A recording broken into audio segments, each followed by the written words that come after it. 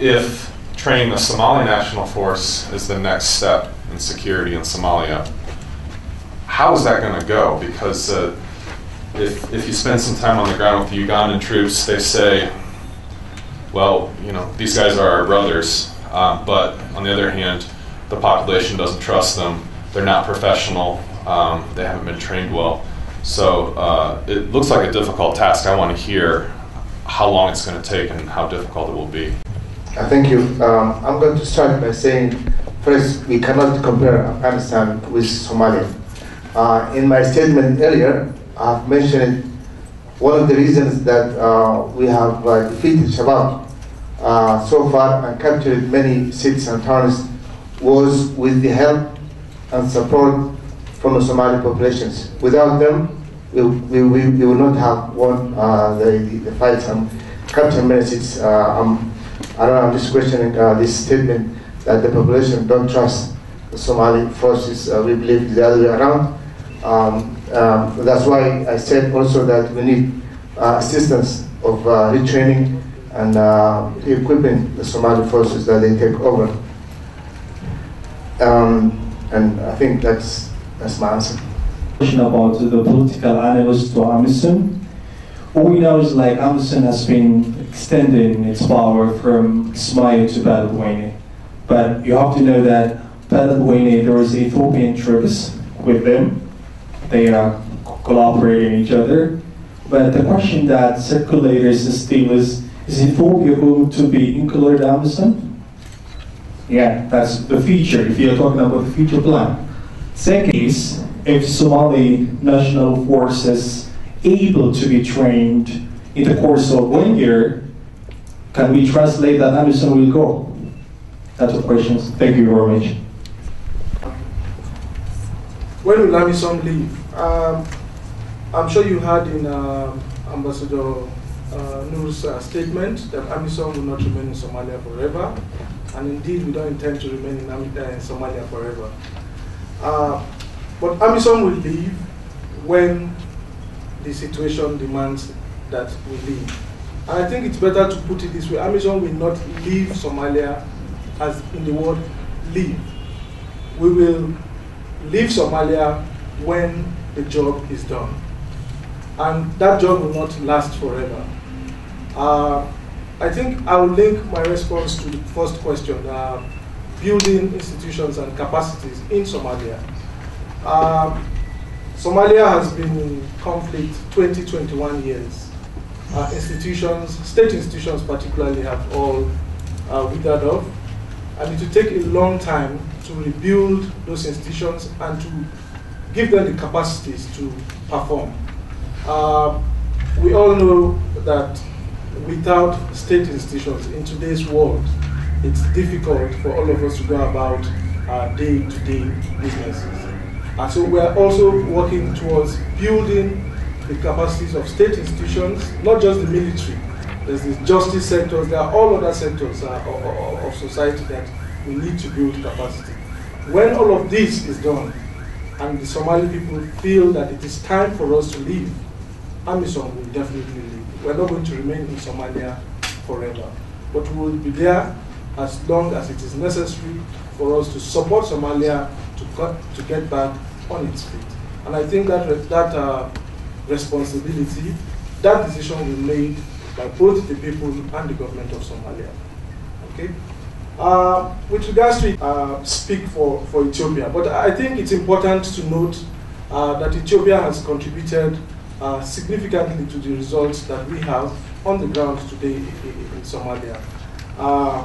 They are in Beledweyne, which is Sector 4 for us in AMISOM. Our brothers and sisters from Djibouti are supposed to occupy, to be deployed in that sector. As we speak, the deployment of Djibouti is being finalized. We have equipment that's already in place. We're just waiting to finalize that deployment with the troops going in. But it's raining. The roads are practically impassable. It's been very difficult to finalize that. And I'm sure that it's not in the interest of Ethiopia. It's costing Ethiopia a lot for Uganda, for Burundi, for Kenya, our brothers and sisters who are coming from Sierra Leone very soon, who are deployed in Mogadishu. They're getting some assistance from the United Nations for that. But for our brothers and sisters from Ethiopia, I think they're not getting that support from the UN. So it's not in their best interest to perpetually remain in Somalia.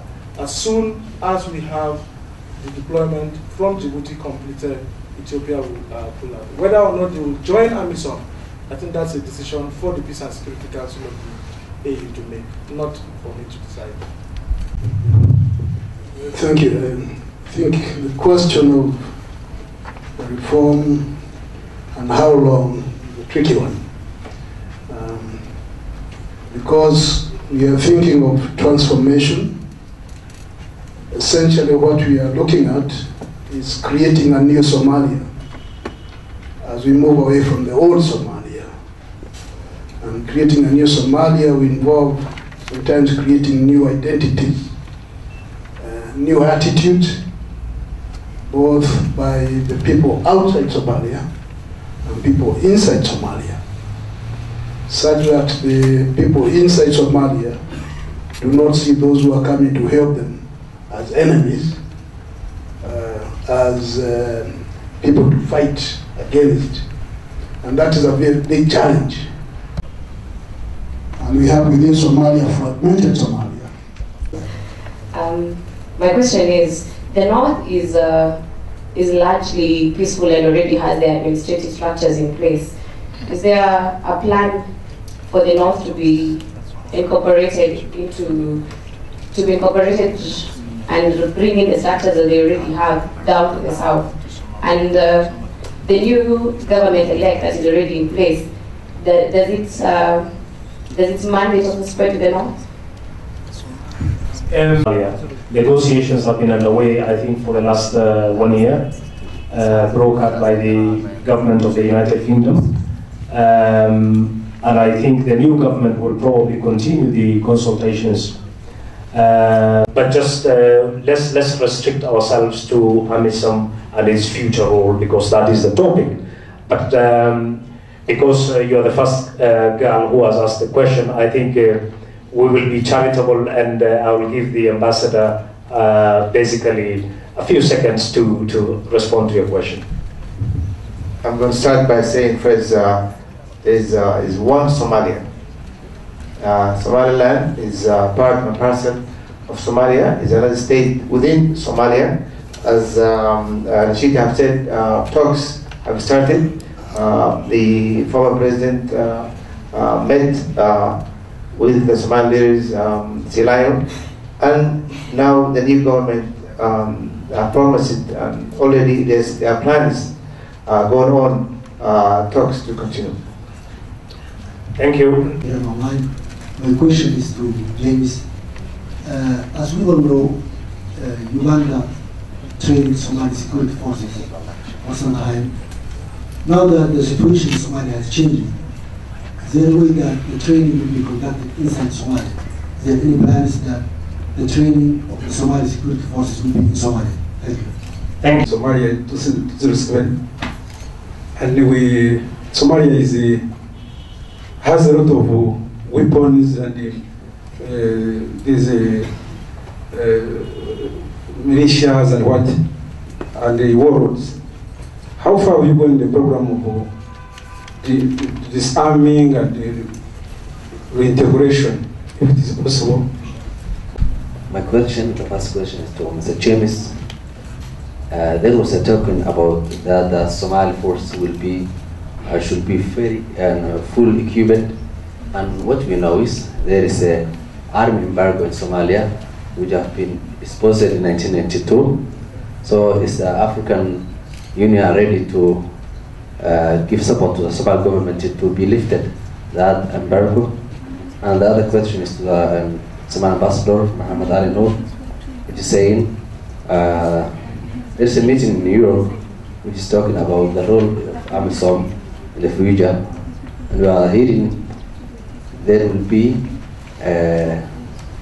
another rule different in security. The Africa and the AMISOM will take part. The political, there will be 50 officials from AMISOM. Those will be take part to make administrations to the Somali region, something like that. So what will be the what will the Somali government know about that? That's my question to the ambassador. Okay, thank you for your questions. Let me start with the issue of training. I think it's important to first say thank you to many organizations and states that are providing training to the Somali security forces, including EU, Uganda, and for these trainings that are taking place, some outside Somalia and some inside.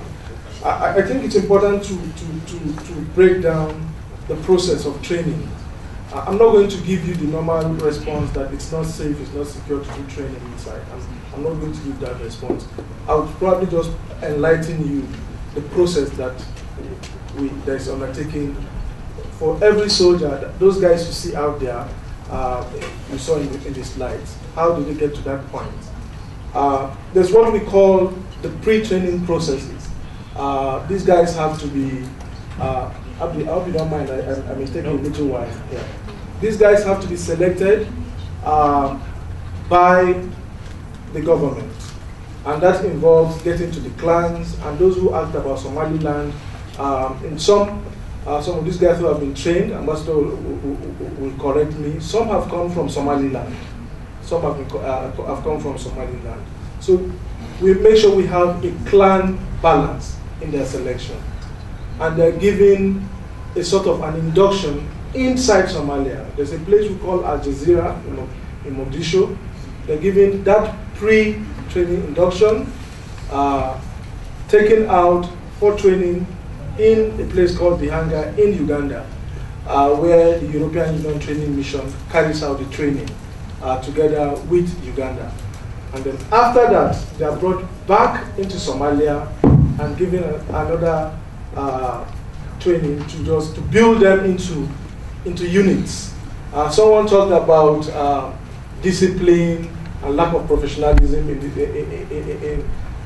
the security forces of Somalia. So it's not just training these guys to shoot. We're in Somalia just yet. DDR is a highly, it's first and foremost a very political program. Why do we say so? For us to disarm, you would need, there must be political will. And at the moment, we don't think it's the right time to begin to say we disarm. When we talk about the Somali National Army, in some instances we have those who do not fully belong to the cadre of the Somali National Army who are fighting alongside AMISOM. In the middle of this year, the AU took the initiative, working with all our partners, the UN, IGAD, the US, the EU, the UK, etc. We came up with a strategic concept that we envisage. First, we will bring all of these units under national command and control. So whether you have a Somali soldier, if you want to call him, or a militia, anywhere in Somalia, fighting with AMISOM, that man, that woman will be under the overall command of the Chief of Staff in Mogadishu. And then following that, we will be able to provide them the necessary support in terms of logistics, etc. And that's where the question about the arms embargo comes in. I don't know if this is already out in the media. Just yesterday, in Addis Ababa, the AU released a statement in which Madam Zuma, the chairperson of the commission, is requesting the Security Council to to review, and I use my words carefully. I'm not saying she didn't call for a lifting of the arms embargo, to review the arms embargo, taking cognizance of the realities, current realities on the ground in Somalia, and with the objective being that with the arms embargo in place, we cannot provide to the Somali National Army what is required of them in terms of weaponry and logistical support. So that call is out there for the Security Council to review it, and that once that is done, that again I choose my words carefully, that appropriate mechanisms will be identified for that to for the required resources to be made available to the Somali National Army. With regards to the civilian, the support to the civilian component of AMISOM, in February this year, maybe I need to also do some breaking down. The support to AMISOM comes largely in three parts. The European Union pays for the needs of the military, police, and civilian components in terms of operational needs. The United Nations, through access funding, like Mr. Elijah said earlier in the morning, caters for the logistical support that the mission requires, and also reimburses our troop contributing countries for the hardware that they've deployed to the mission. Now, the AU, in its last report to the Security Council on AMISOM, the chairperson of the commission has requested the Security Council to increase the support that is provided to the civilian, the logistical support that is provided to the civilian component of AMISOM, primarily because we feel that with the new places that have been liberated and opened up, and where our troops currently operate, that we need civilian capacities in those areas to support the troops and to also support the local administrations. There's a lot that is required to be done in those areas.